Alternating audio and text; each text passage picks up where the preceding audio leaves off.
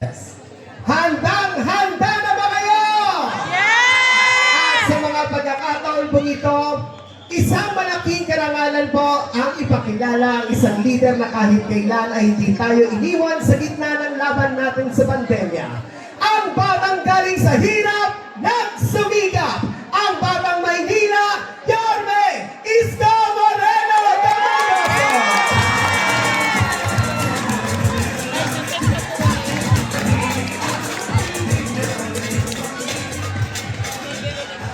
Magandang gabi, mga batang Quiapo! Ako, balita ko, kanina pa kayong alas 6 ng gabi. Eh di wala nagsaing sa bahay. Maraming titilapong kaldero. Kung wala nagsaing sa bahay, wala pa rin kumakain. Sigurado kayo? O ngayon, dapat ako magsasalita. Pero ngayong gabi, very special ang gabing ito sa Quiapo.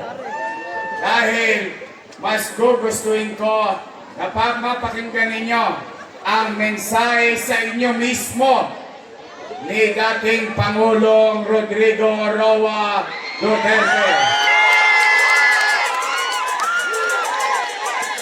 Nadadalhin sa atin ang mensahe na yan ng kanyang maganda at magaling na anak na Vice President Sara Duterte.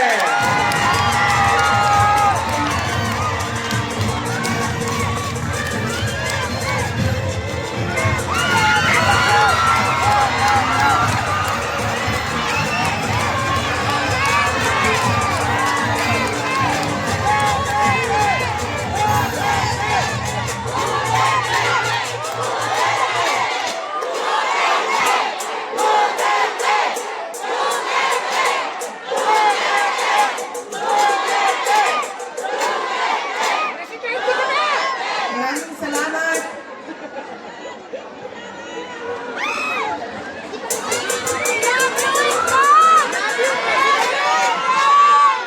Assalamualaikum warahmatullahi wabarakatuh. Madayawang mayong gabi kaninyong tanan. Magandang gabi sa inyong lahat. Unahin ko po muna ang aking mga pagpapasalamat. Nagpapasalamat tayo sa ating babalik na Mayor Isko Moreno Dumagoso sa kanyang pagpapahiram sa atin ng stage, ng ilaw, ng kuryente, ng mikropono para mapaabot sa inyo ang aming mga mensahe ngayong gabi na ito. Pangalawang pagpapasalamat ay sa inyong lahat, mga kababayan, dahil marami sa inyo ang hindi pa kumakain, hindi pa nagluto, pero nandito galing pa sa trabaho, pero nandito kayo para makinig sa amin at sa aming mga mensahe para sa bayan. Maraming salamat po sa inyong lahat.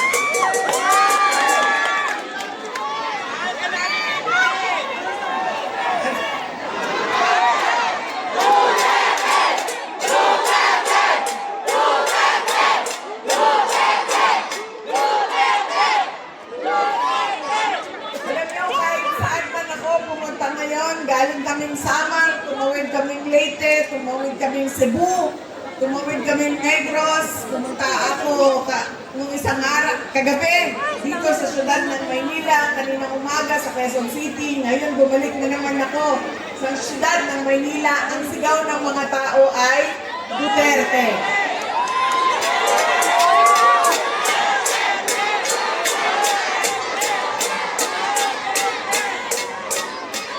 Baka lang po, nakakalimutan ninyo na hindi po ako kandidato ngayong eleksyon na ito. Pero nandito ako para maglabas ng nararamdaman ng karamihan ng taong bayan sa ating pamahalaan ngayon. Pero tapusin ko po muna ang aking mga pagpapasalamat. Ang sunod po na pagpapasalamat ay mula sa akin, personal, sa inyong lahat, mula sa mga kasamahan ko at sa aming opisina, sa tanggapan ng pangalawang Pangulo, sa inyong patuloy na suporta at pagtitiwala sa aming lahat. Maraming salamat po sa inyong mga kababayan.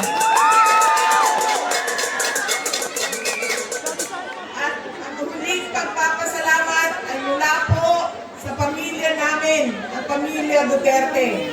Napakalaki ng utang na loob namin sa inyong lahat sa pagkakataon na ibinibigay ninyo sa amin na makapaglingkod sa ating bayan.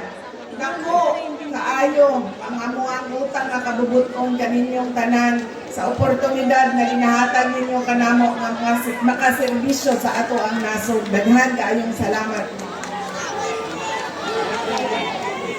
Daghang salamat. Alam nyo, marami sa ating mga problema ngayon ay dahil sa ugali nating mga Pilipino kung paano tayo pumipili ng leader ng ating mga komunidad at ng ating bayan. Una na ugali ng Pilipino ay kung sino yung nagpapatawa sa kanila, sumasayaw, kumakanta, na-entertain sila, ay yun ang naaalala nila pag-upo nila doon sa presinto, sa voting precinct natin.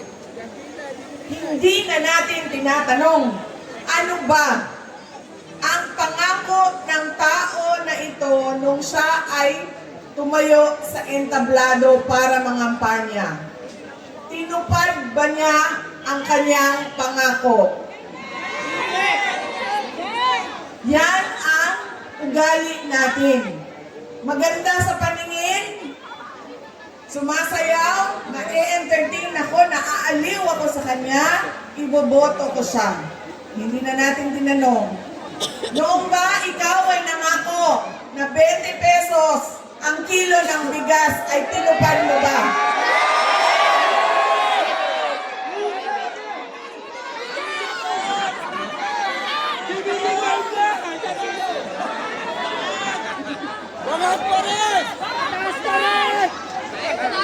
Pangako noong taon 2022 na kampanya.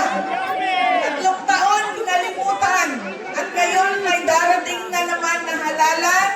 Meron na naman tayo kuno 20 pesos na bigas doon sa Visayas. Na para bang nakalimutan na ang Luzon at Mindanao dahil hinahabol ang boto ng Visayas.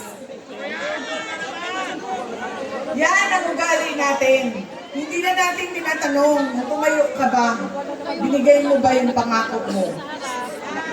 Pangalawang ugali ng mga Pilipino sa pagpili ng kanilang mga leader.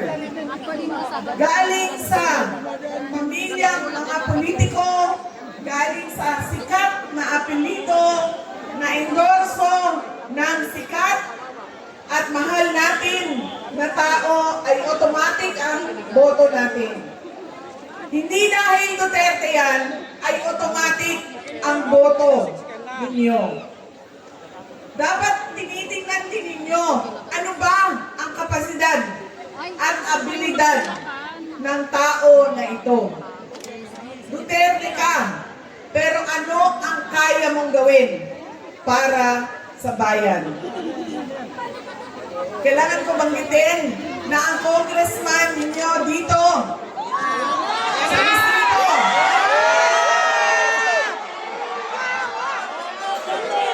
ay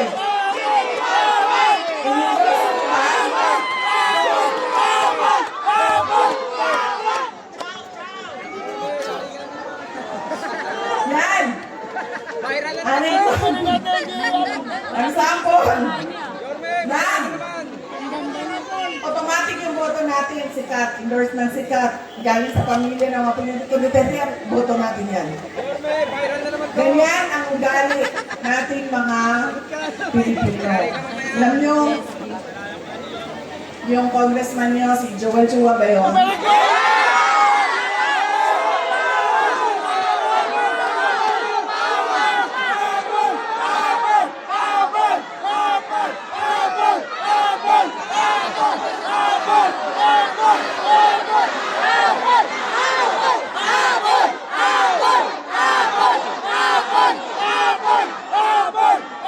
Sabi nung isang kaibigan ko na tiga Cebu, na kaibigan din yan.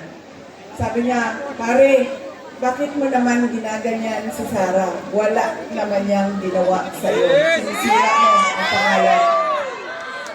Sabi niya doon sa kaibigan namin, utang ina pare, hindi ko naman kilala si Sara at hindi niya ako kilala. So ano bang pakialam ko sa kanya?